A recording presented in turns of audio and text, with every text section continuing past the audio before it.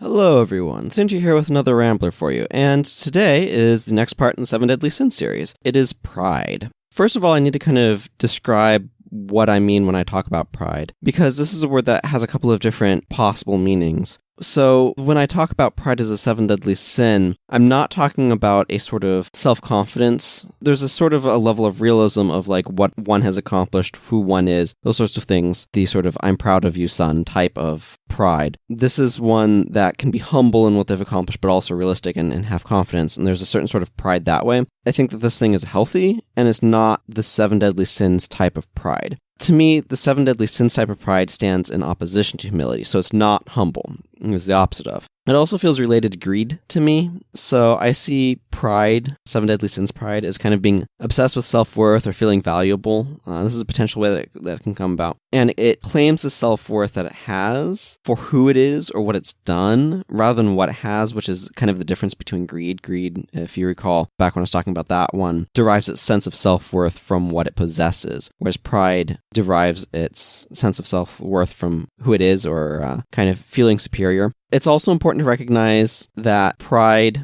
like, it can have potentially a feeling of being owed by others or things like that, or feeling like it deserves stuff that others have, but it's not the same thing as envy. Envy is wanting to be someone else, whereas pride is feeling that, oh, I'm better, I should have those things. And also pride looks inwards compared to greed looking kind of outwards. But there's something else that I think is really important to talk about with pride, which is that superiority angle. And I think that this can be something that can be very subtle. But it's important to recognize this facet of opposition to humility. When one feels superior to someone else, you cease to treat them as the same sort of equal human being as you are. And that is pride in action. That is the 7 deadly sin of pride, saying, for whatever reason, I'm better than you, therefore I should have control or dictatorial power over you, over your life. This comes up a lot, and unfortunately can be very subtle. It can be very subtle precisely because it can hide itself.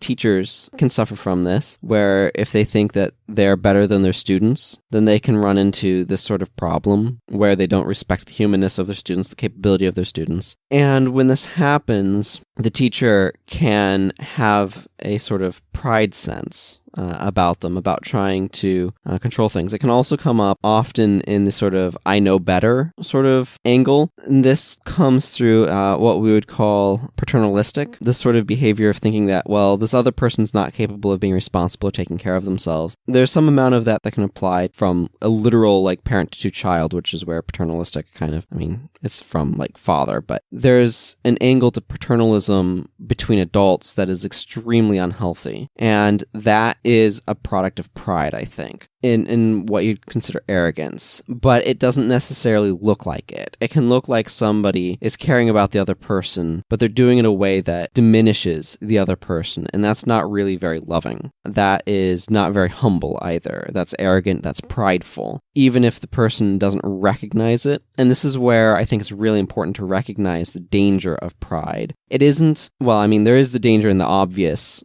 sort of arrogance, the obvious sort of fragility that can happen of trying to drive self-worth from oneself if one feels illegitimate about it. And that is usually what brings about that superiority complex. And again, this is the distinction between a healthy pride and a 7 deadly sins type of pride, is humility's presence within a person. And superiority complexes, or feeling inferior and trying to prove yourself superior, these sorts of things where pride comes about, this type of pride is the unhealthy type, versus one where you're confident in who you are, you can be self-confident and humble in the midst of that, in the way that you're interacting with others. You can respect each other's humanity while being confident in your own. That's a healthy place to be in. So it's important to draw that distinction and delineation, because otherwise we can become very confused. So, like I said, the other danger then, just to kind of conclude my thoughts again, this is going to be a pretty short one today because I've thought about the topic already, so I don't have to wander around it too much. But it's just very important to recognize when one is not being humble towards another, when one is not respecting the humanity of another person, that's pride in action. So be wary of that in your own life. It's hard, it's challenging, and it can come out when we least expect it. Until next time, everyone, you can contact me directly at sientir@gmail.com. You can like me on Facebook at facebook.com/sientirsramblers, and you can support me on Patreon at patreon.com/sientir. Take care. Bye-bye.